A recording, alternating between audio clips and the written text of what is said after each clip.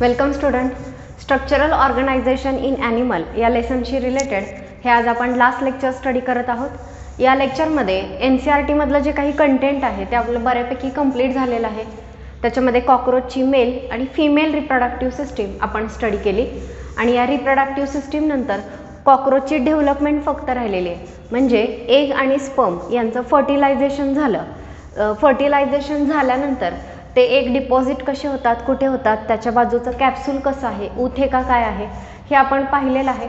तरीही एकदा मी ऊथेका रिवाईज करणार आहे आणि त्याची डेव्हलपमेंट कशी होती हे आपण पाहणार आहोत. सो हे दोनच पॉईंट फक्त NCERT मधले आहेत. त्यानंतरचं पुढचं जे कंटेंट आहे की कॉकरोच जो आहे त्याचं मॅनकाइंडशी असणारं रिलेशन, आपल्याशी असणारं रिलेशन आपण पाहणार आहोत. आणि ही एक सिरियस पेस्ट असल्यामुळे किंवा आपल्याला त्रासदायक ठरत असल्यामुळे ह्याचा कंट्रोल जो आहे तोही आपण या पॉईंटमध्ये पाहणार आहोत. सो हा जो पॉईंट आहे तो स्टेट बोर्डमध्ये दिलेला आहे. जे स्टेट बोर्ड रीड करतात त्या स्टुडंटसाठी हा यूजफुल ठरेल. सो बघा, ootheca it is secretion of collateral Gland.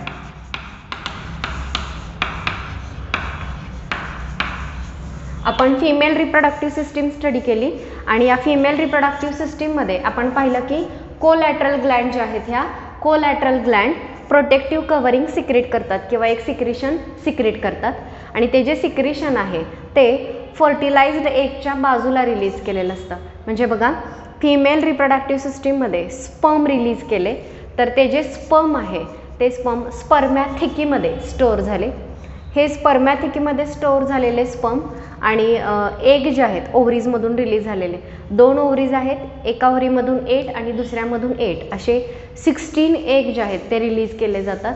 तर ते 16 एग आणि स्पर्म हे एकमेकांशी फ्यूज होतात जेनायटल चेंबरमध्ये आणि एगचं आणि स्पर्मचं जेव्हा फ्युजन होतं, समजा हा एग आहे आणि त्याच्यासोबत जेव्हा स्पर्म फ्यूज होतो तेव्हा एक सिंगल झायगोट तयार होतो आणि या झायगोटलाच फर्टिलाइज्ड एग असं सुद्धा म्हटलं जातं. ठीक आहे, तर ही जी फर्टिलायझेशनची प्रोसेस आहे, फर्टिलाइज्ड एग. ओके, फर्टिलायझेशन म्हणजे काय, तर fusion of egg and sperm. Egg आणि स्पर्म एकमेकांशी फ्यूज होणं याला म्हटलं जातं फर्टिलायझेशन, ज्याच्यामध्ये एकच सेल तयार होते जिचं नेम झायगोटही आपण म्हणू शकतो किंवा यालाच आता तुम्ही फर्टिलाइज्ड एग असंही म्हणू शकता. सो कॉकरोचमध्ये सुद्धा एग आणि स्पर्मचं फ्युजन झालं. हे कुठे झालं, फिमेल कॉकरोचच्या जेनायटल चेंबरमध्ये. हे नीट लक्षात ठेवा, जेनायटल चेंबरमध्ये एग आणि स्पर्म फ्यूज झाले. सो फ्युजन कुठे झालेलं आहे, बॉडीच्या आत. त्यामुळे हे जे फर्टिलायझेशन आहे हे इंटरनल फर्टिलायझेशन आहे. ओके, तर आता एग आणि स्पर्म फ्यूज झाल्यानंतर जे काही फर्टिलाइज्ड एग तयार झालेले त्यांच्या बाजूला तिथंच असणारी कोलॅटरल ग्लँड काही फ्लुइड जे आहे ते सिक्रेट करते. सो फॉर एक्झाम्पल हे फर्टिलाइज्ड एग आहेत, तर या फर्टिलाइज्ड एगच्या बाजूला प्रोटेक्टिव्ह कव्हरिंग वरून सिक्रेट केलं जातं आणि हे जे वरचं प्रोटेक्टिव्ह कव्हरिंग आहे हे प्रोटेक्टिव्ह कव्हरिंग सिक्रेट कोणी केलेलं आहे, कोलॅटरल ग्लँडने सिक्रेट केलेलं आहे. So collateral gland, secretion of collateral gland. Okay, it is ootheca. Next, it is capsule form around fertilized egg. Fertilized एगच्या बाजूला तयार झालेले हे कॅप्सूल आहे अराउंड फर्टिलाइज्ड एग. त्यानंतर हे जे ऊथेका आहे याचा जो कलर आहे तो reddish brown, reddish to blackish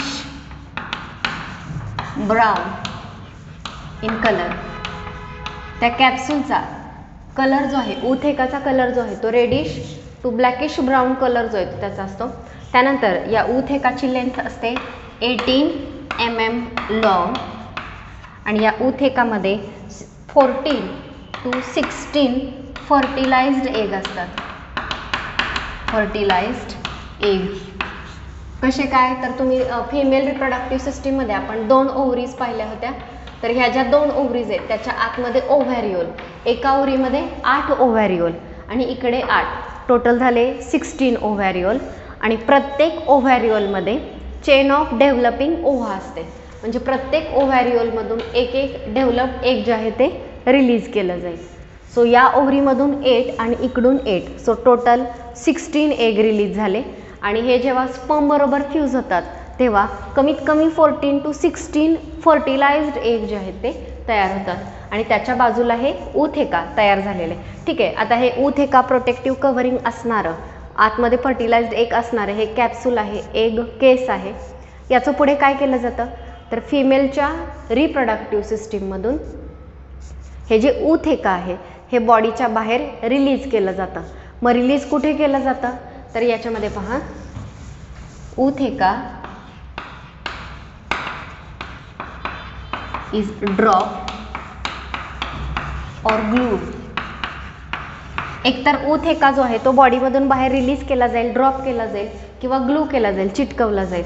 okay, so शक्यतो कुठे केला जातो, so to suitable surface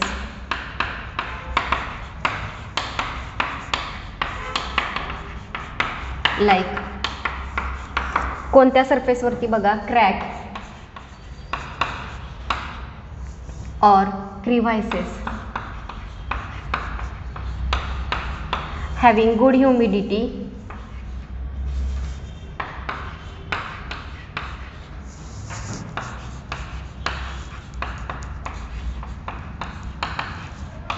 okay and food source.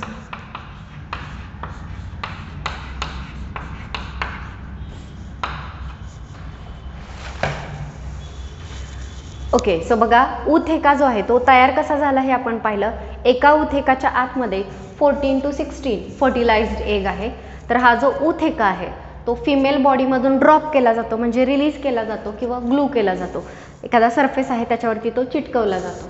So exactly कुठे रिलीज केले जातात हे ऊथेका तर सुटेबल सरफेस, योग्य जागा त्यांच्यासाठी सिलेक्ट केली जाते ऊथेका रिलीज करण्यासाठी. आणि सुटेबल सरफेस कोणता तर ज्या ठिकाणी क्रॅक्स किंवा क्रिव्हायसेस, खाचा आहेत किंवा अंधारी जागा आहे अशा ठिकाणी. आणि गुड ह्युमिडिटी आणि फूड सोर्स, त्या ठिकाणी ह्युमिडिटी चांगली असली पाहिजे आणि फूडचा सोर्स आजूबाजूला असला पाहिजे. अशा ठिकाणी हे जे फर्टिलाइज्ड एग असणारे ऊथेका जे आहेत ते रिलीज केले जातात किंवा ड्रॉप केले जातात. So on an average female जी आहे produces 9 to 10 ootheca, 9 to 10 ootheca. एक फिमेल ऑन ॲन ॲव्हरेज किती ऊथेका तयार करते, 9 to 10 ऊथेका तयार करते. एका ऊथेकामध्ये किती फर्टिलाइज्ड एग असतात, 14 to 16 फर्टिलाइज्ड एग. जर आपण 10 ऊथेका म्हटलं तर आणि जास्तीत जास्त 16 फर्टिलाइज्ड एग म्हटलं तर एक फिमेल तिच्या लाईफमध्ये 160 जे आहे ते फर्टिलाइज्ड एग रिलीज करते. So this is about the ootheca. So ootheca हा पॉईंट आपला कंप्लीट झालेला आहे. ऊथेका काय आहे, फर्टिलाइज्ड एगच्या बाजूला तयार झालेलं प्रोटेक्टिव्ह कव्हरिंग आहे. तयार कोणी केलं आहे, कोलॅटरल ग्लँडने तयार केलेलं आहे. त्याचा कलर असतो रेडिश ब्लॅकिश ब्राऊन. त्यानंतर एका ऊथेकाच्या आतमध्ये किती फर्टिलाइज्ड एग असतात, 14 to 16 फर्टिलाइज्ड एग असतात. त्याची लेंथ 8 mm एवढी असते आणि शक्यतो सुटेबल सरफेस लाईक क्रॅक्स, क्रिव्हायसेस, जिथं ह्युमिडिटी चांगली आहे, फूड सोर्स आहे, अशा ठिकाणी हे ऊथेका रिलीज केले जातात. ओके, ऊथेकानंतर नेक्स्ट पॉईंट आहे डेव्हलपमेंट ऑफ एग. आता या ऊथेकाच्या आतमध्ये जे एग आहेत यांची डेव्हलपमेंट कशी होते ते आपण पाहणार आहोत. सो बघा, डेव्हलपमेंट ऑफ एग NCERTमध्ये हा पॉईंट दिलेला आहे, लास्ट पॅराग्राफ. पॉईंट व्यवस्थित समजून घ्यायचा आणि रीड करायचं NCERTमधून, कारण या पॉईंटवरती नीटला याच्या आधी क्वेश्चन विचारलेला आहे.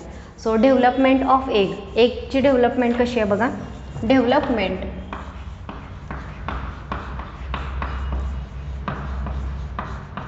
Is paurometabolous. Okay, so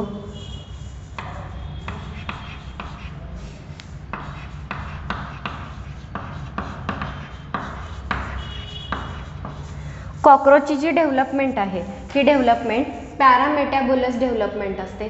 पॅरामेटाबुलस development म्हणजे काय तर थ्रू निम्फल स्टेज, म्हणजे एगमधून जो काही सुरुवातीची स्टेज बाहेर रिलीज होते तर ती स्टेज आणि अडल्ट स्टेज यांच्यामध्ये डिफरन्स असतो. सो वेगवेगळ्या स्टेजेसमधून या कॉक्रोचची डेव्हलपमेंट होते आणि त्या ज्या स्टेजेस आहेत इनिशियल त्यांना निम्फ असं म्हटलं जातं. सो कॉक्रोचची डेव्हलपमेंट ही पॅरामेटॅबुलस आहे, हा वर्ड महत्त्वाचा. पॅरामेटॅबुलस म्हणजे काय, तर development through nymphal stage. Development through nymphal stage. Nymphal स्टेजमधून होणारी जी डेव्हलपमेंट आहे त्याला आपण पॅरामेटॅबुलस डेव्हलपमेंट म्हणतो. आणि निम्फ म्हणजे काय, तुम्ही स्टेट बोर्डमध्ये त्याचे डायग्रॅम बघू शकता. सो तो जो आहे कॉक्रोच साईजने एकदम छोटा असतो आणि अडल्ट कॉक्रोचपेक्षा सिमिलर दिसतो, पण काही फीचर जे आहेत ते अजून डेव्हलप झालेले नसतात. सो पहिल्या लाईनमध्ये पॅरामेटॅबुलस हा वर्ड इम्पॉर्टंट आहे. पॅरामेटॅबुलस डेव्हलपमेंट म्हणजे निम्फल स्टेजमधून होणारी डेव्हलपमेंट. त्यानंतर नेक्स्ट बघा, ह्याची जी डेव्हलपमेंट आहे इट डिपेंड्स ऑन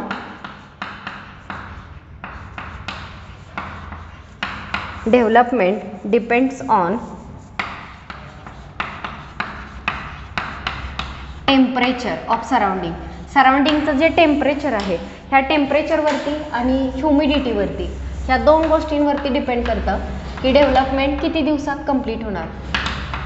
म्हणजे एक कॉक्रोच एगमधून कंप्लीटपणे डेव्हलप होऊन अडल्ट कॉक्रोच तयार होण्यासाठी साधारण किती दिवस लागतात, तर हे जे आहे हे सराउंडिंगचं टेम्परेचर आणि ह्युमिडिटी याच्यावरती डिपेंड करतं. So development depends on temperature and humidity of the surrounding. मग आता याच्यामध्ये बघा, जर 24 डिग्री सेल्सिअस एवढं जर टेम्परेचर असेल तर त्याच्यासाठी 58 डेज एवढा टाईम पिरियड लागतो. आणि हेच जर टेम्परेचर 30 डिग्री सेल्सिअस असेल तर डेव्हलपमेंटचा जो ड्युरेशन आहे तो 32 डेज आहे. ओके, सो डेव्हलपमेंट किती दिवसात होणार हे टेम्परेचरवरती आणि सराउंडिंगच्या ह्युमिडिटीवरती डिपेंड करतं. सो त्याच्यामध्ये फर्स्ट सांगितलं 24 डिग्री सेल्सिअस एवढं जर टेम्परेचर असेल तर कंप्लीट डेव्हलपमेंट होण्यासाठी 58 डेज लागतात. म्हणजे कम्पॅरेटिव्हली विंटर सीझनमध्ये डेव्हलपमेंटला वेळ लागेल. हे जर 30 डिग्री सेल्सिअस टेम्परेचर असेल तर फक्त 32 डेजमध्ये डेव्हलपमेंट जी आहे ती कंप्लीट होते. So this is about development of egg. डेव्हलपमेंटच्याही पुढच्या ज्या स्टेजेस आहेत त्या आपण पाहणार आहोत. So first, development is paurometabolous. It means it occurs through nymphal stage. Next, development duration depends on the temperature and humidity of the surrounding. For example, if temperature of surrounding is 24 degree Celsius, then for development 58 days are required. And if 30 degree Celsius is the temperature, then 32 days are required for the development. Okay, now next.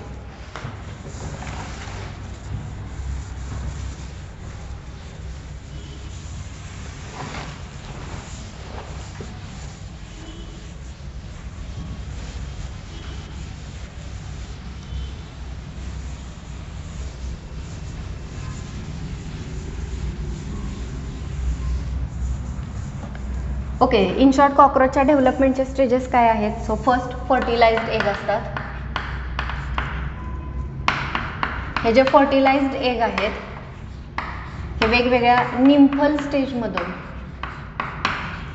अडल्टमध्ये develop होतात. So या 3 स्टेजेसमधून कॉक्रोचची development होते. त्यानंतर next बघा, nymph जो आहे it look like adult सारखा दिसतो but sexually immature.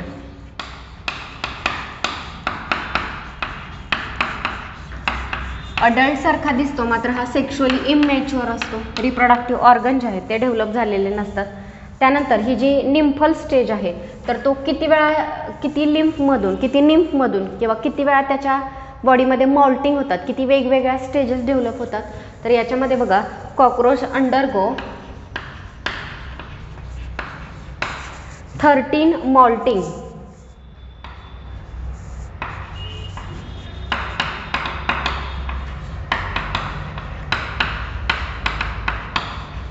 तेरा वेळा जवळपास याच्यामध्ये मॉल्टिंग जे आहे ते होतं. सो हा नंबर महत्त्वाचा आहे. याच्यावरती क्वेश्चन विचारला जातो की कॉक्रोच अडल्टमध्ये डेव्हलप होईपर्यंत, फर्टिलाइज्ड एगपासून अडल्टमध्ये डेव्हलप होईपर्यंत किती वेळा मॉल्टिंग होतं, किती स्टेजेसमधून तो पास होतो. सो जवळपास याचं मॉल्टिंग 13 टाइम्स होतं. आणि याच्यामध्ये सेकंड लास्ट मॉल्टिंग जे आहे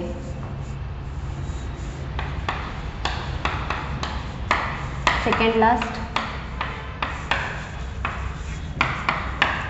molting stage have wing pad but wings are present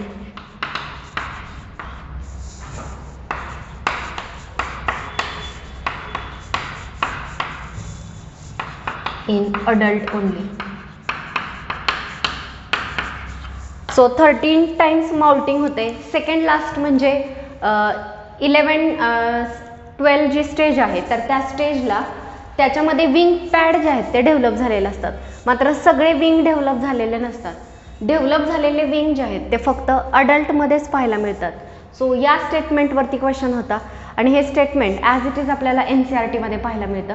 so NCERT मध्ये दिलेलं आहे की सेकंड लास्ट स्टेज जी आहे मॉल्टिंगची त्या स्टेजला विंग पॅड आहेत, मात्र विंग कंप्लीट डेव्हलप झालेले फक्त अडल्टमध्ये पाहायला मिळतात. निम्फल स्टेजमध्ये विंग जे आहेत ते कम्प्लिटली डेव्हलप होत नाहीत. So this is about development of egg. पुन्हा एकदा बघा, development of cockroach is paurometabolous. It means it take place through the nymphal stage. Time duration required for the complete development, it depends on two conditions, temperature and humidity of the surrounding.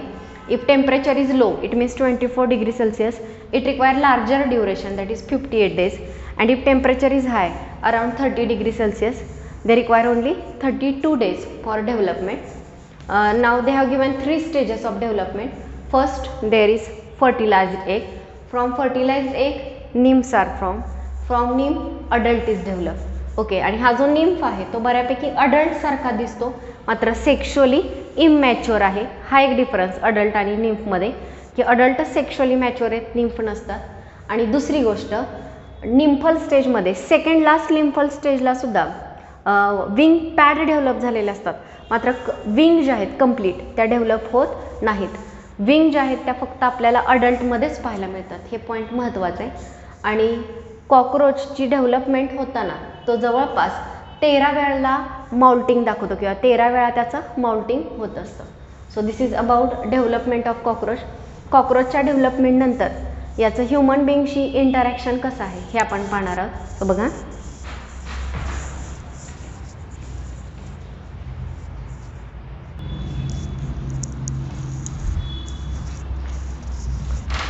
Next is interaction with mankind. So कॉकरोचचं मॅनकाइंडशी किंवा human बिंगशी जे interaction आहे ते कसं आहे ते आपण पाहतोय. सो बघा, सगळ्यात फर्स्ट, कॉकरोचेस कॉजेस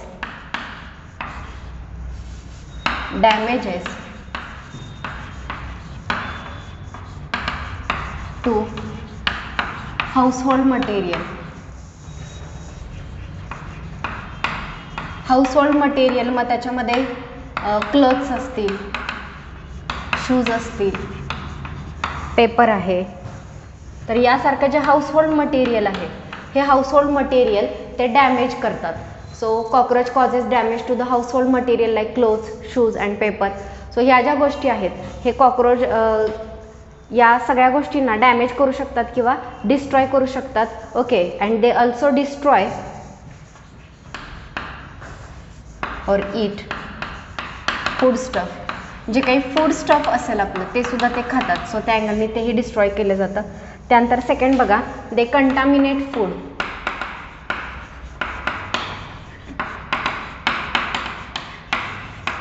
कॉक्रोचेस शक्यतो कुठे पाहायला मिळतात तर गटर्स असतील किंवा सीवरच्या लाईन असतील तर याच्यामध्ये कॉक्रोचेस असतात आणि ते त्यांच्या लेग बरोबर बरेच पॅथोजन कॅरी करतात.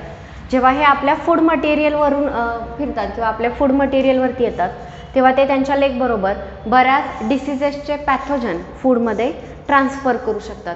मग आता डिसिजेसमध्ये कॉलर आहे, टायफॉइड आहे, डिसेंट्री आहे. तर हे जे वेगवेगळे डिसिजेस आहेत तर या डिसिजेसचे पॅथोजन ते फूडमध्ये ट्रान्सफर करू शकतात. So they contaminate food. Okay, smell changes. Food material जेव्हा कंटामिनेट होतं कॉक्रोचमुळे तेव्हा त्याचा स्मेल चेंज होतो आणि अनपॅलेटेबल, आपण ते खाऊ शकत नाही अशा त्या क्वालिटीचं होतं. त्यानंतर नेक्स्ट आपण सांगितलं ते म्हणजे they carry harmful pathogen. Harmful pathogen जे आहे ते कॅरी करतात आणि ह्युमन बिंगमध्ये वेगवेगळे डिसिजेस, कोणते डिसिजेस तर त्याच्यामध्ये typhoid, cholera,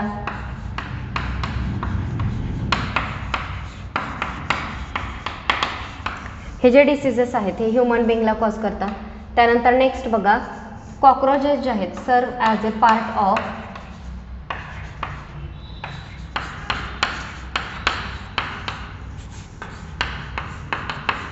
food chain. Okay, cockroaches food चेनचा एक पार्ट आहेत.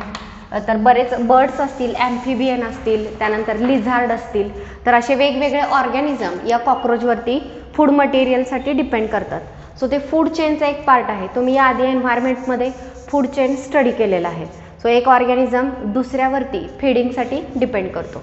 सो ती जी फूड चेन आहे ह्या फूड चेनचा तो एक पार्ट आहे. जसं की बर्ड, लिझार्ड, ॲम्फिबियन असे बरेच ऑर्गॅनिझम कॉक्रोचला फूड मटेरियल म्हणून यूज करतात. याशिवाय काही ह्युमन बिंग, मग त्याच्यामध्ये साऊथ अमेरिका असतील, चायना असतील, तर या ठिकाणचे जे ह्युमन बिंग आहेत ते कॉक्रोचचा फूड मटेरियल म्हणून यूज करतात. सो या वेनी they form part of food chain. त्यानंतर नेक्स्ट बघा, cockroaches are used as experimental animal.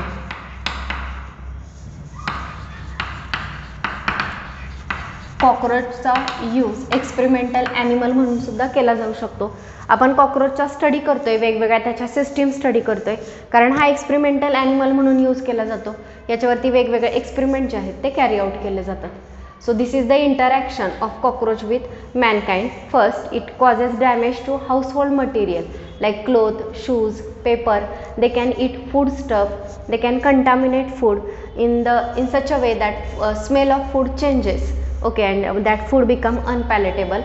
Next, they carry harmful pathogen with them, and they can transfer this pathogen in the food, so that various diseases like cholera, typhoid, tuberculosis spread in human being. Next, they are important part of food chain, means various organism like amphibian, bird. These organisms are depend on the cockroach as a food, and some human being also in South America or China they uses cockroach as a food. And finally, cockroaches are used as experimental animal in laboratories. So laboratory मध्ये याचा use experimental animal म्हणून सुद्धा केला जातो. So या सगळ्या वेळी human बिंगची या कॉक्रोचचं इंटरॅक्शन आहे. त्यानंतर नेक्स्ट बघा, कंट्रोल मेजर.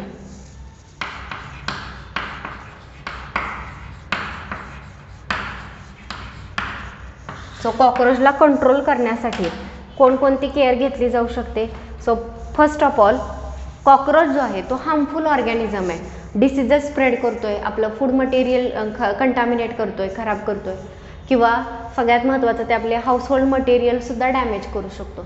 सो या सगळ्या गोष्टींमुळे कॉक्रोचेसना कंट्रोल करणं अतिशय महत्त्वाचं आहे. मग यांना कंट्रोल करण्यासाठी वेगवेगळे केमिकल्स जे आहेत ते यूज केले जातात. So which chemicals are used बघा. First, good sanitization. त्यांना कंट्रोल करण्यासाठी आपण गुड सॅनिटायझेशन फॉलो करू शकतो.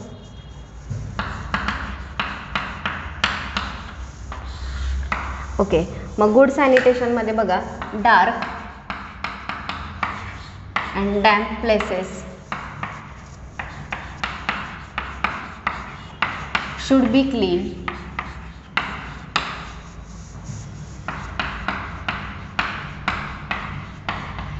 Regularly.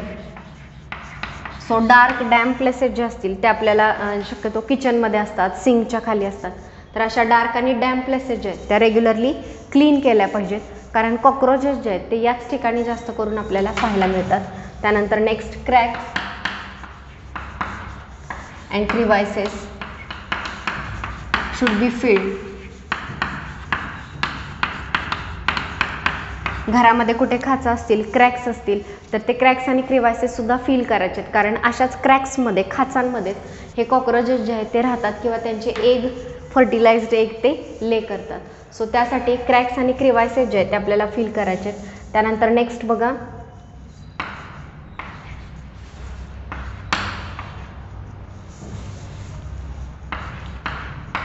do not accumulate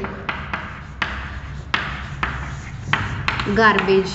garbage जे आहे ते घरामध्ये ॲक्युम्युलेट होऊ द्यायचं नाही, कारण घरामध्ये जर जास्त गार्बेज ॲक्युम्युलेट झालं तर कॉक्रोचेसचं प्रमाण वाढण्याचे चान्सेस वाढतात.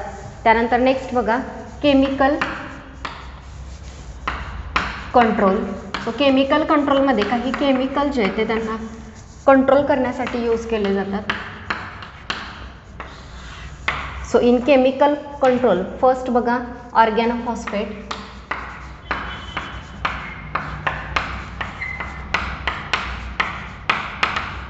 त्यानंतर सेकंड आहे कार्बामेट्स,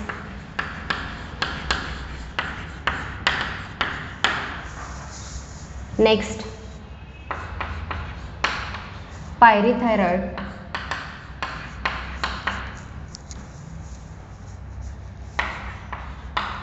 ओके, आणि बोरिक ॲसिड. हे वेगवेगळे केमिकल्स आहेत जे केमिकल्स कॉक्रोचना कंट्रोल करण्यासाठी यूज केले जाऊ शकतात. सो एक गुड सॅनिटायझेशन किंवा गुड सॅनिटेशन फॉलो करा किंवा केमिकल कंट्रोल यूज करा. गुड सॅनिटेशनमध्ये घरामध्ये डार्क डॅम्प प्लेसेस असतील ते रेग्युलरली क्लीन करा. क्रॅक्स आणि क्रिवायसेस असतील तर ते क्रॅक आणि क्रिवायसेस फील करा, त्या भरून काढा खाचा. त्यानंतर गार्बेज घरामध्ये ॲक्युम्युलेट होऊ देऊ नका. आणि सीवर किंवा ज्या पाईपलाईन असतात ड्रेनेजच्या, तर या पाईपलाईनमधूनच शक्यतो हे कॉक्रोचेस जे आहेत ते एंटर करतात किंवा एका ठिकाणाहून दुसऱ्या ठिकाणी जातात, मायग्रेट होतात. जर हे जे सीवर लाईन जे आहेत त्या जर कंटिन्यू मॉइस्ट ठेवल्या, वॉटरने भरलेल्या असतील तर कॉक्रोच त्याच्यामधून ट्रान्सफर होणार नाहीत. आणि लास्ट केमिकल कंट्रोल. केमिकल कंट्रोलमध्ये तुम्हाला सांगितलं ऑर्गॅनोफॉस्फेट, कार्बोमेट्स, पायरीथ्रॉइड्स आणि बोरिक ॲसिड हे जे केमिकल आहेत यांचे वेगवेगळे फॉर्म्युलेशन जे आहेत हे कॉक्रोचना कंट्रोल करण्यासाठी यूज केले जाऊ शकतात. So this is about control measure. So आपण ह्युमन बिंगशी किंवा मॅनकाइंडशी आपण इंटरॅक्शन पाहिलं आणि याच्या हार्मफुल पेस्ट असल्यामुळे ह्याला आपण कंट्रोल कसं करू शकतो याच्याशी रिलेटेड आपण इन्फॉर्मेशन पाहिली. ओके, सो याच्याबरोबरच कॉक्रोच हा जो लेसन आहे study of animal type cockroach हा स्टेट बोर्डमध्ये आणि स्ट्रक्चरल ऑर्गनायझेशन इन ॲनिमल याच्यामध्ये कॉक्रोच हा एक सेपरेट पार्ट दिलेला आहे. सो हा जो लेसन आहे तो आपण आज कंप्लीट केलेला आहे. या लेसनमध्ये सगळ्यात सुरुवातीला आपण हा जो कॉक्रोच आहे ज्याला सायंटिफिकली पेरिप्लॅनाटा अमेरिकाना असं म्हटलं जातं, तर याची आपण जनरल इन्फॉर्मेशन पाहिली. त्यानंतर नेक्स्ट आपण मॉर्फॉलॉजी आणि ॲनाटॉमी दोन्ही पॉईंट पाहिलेले आहेत. मॉर्फॉलॉजीमध्ये आपण सगळ्यात फर्स्ट त्याच्या बॉडीचे 3 पार्ट केले, हेड, थोरॅक्स आणि ॲब्डोमेन. आणि जो हेड आहे या हेडमध्ये हेडवरती वेगवेगळे पार्ट लाईक कंपाऊंड आईज, त्यानंतर सेकंड आपण पाहिलं माउथ पार्ट्स असतील, कंपाऊंड आईज, माउथ पार्ट आणि अँटेनी हे तिन्ही पार्ट आपण हेडवरती स्टडी केले. थोरॅक्समध्ये लेग्स आणि विंग्स जे आहेत ते आपण स्टडी केलेले आहेत. आणि ॲब्डोमेन जो आहे याच्यामध्ये जे 10 सेगमेंट आहेत तर त्या ठिकाणी रिप्रोडक्टिव्ह सिस्टीम कोणत्या सेगमेंटमध्ये लोकेट झालेली आहे हे आपण पाहिलं. मॉर्फॉलॉजीनंतर नेक्स्ट ॲनाटॉमी. ॲनाटॉमीमध्ये आपण डायजेस्टिव्ह सिस्टीम आणि त्याची डायग्रॅम स्टडी केली. सेकंड आपण त्याची सर्क्युलेटरी सिस्टीम पाहिलेली आहे. Next respiratory system. त्यानंतर आपण एक्सक्रिएटरी सिस्टीम पाहिली ज्याच्यामध्ये मेन मालपिगियन ट्यूब्यूल येतात. एक्सक्रिएटरी सिस्टीम नंतर त्यानंतर नेक्स्ट आपण नर्वस सिस्टीम पाहिली कॉक्रोचची. त्यानंतर नेक्स्ट होतं रिप्रोडक्टिव्ह सिस्टीम, मेल आणि फिमेल रिप्रोडक्टिव्ह सिस्टीम. आणि फायनली कॉक्रोचची डेव्हलपमेंट कशी होते, त्याचं कॉक्रोचचा मॅनकाइंडशी इंटरॅक्शन कसं आहे, त्याला कंट्रोल कसं करायचं हे पॉईंट आपण स्टडी केले. आणि याच्याबरोबरच आपला हा lesson structural organization in animal, tissue आणि कॉक्रोच हे दोन्ही पार्ट जे आहेत ते कंप्लीट होत आहेत. आजच्या लेक्चरमध्ये आपण इथेच थांबतो आहे. नेक्स्ट लेक्चरमध्ये आपण या टॉपिकचे आणि किंगडम ॲनिमॅलियाचे जे MCQ आहेत ते आपण डिस्कस करणार आहोत. So thank you.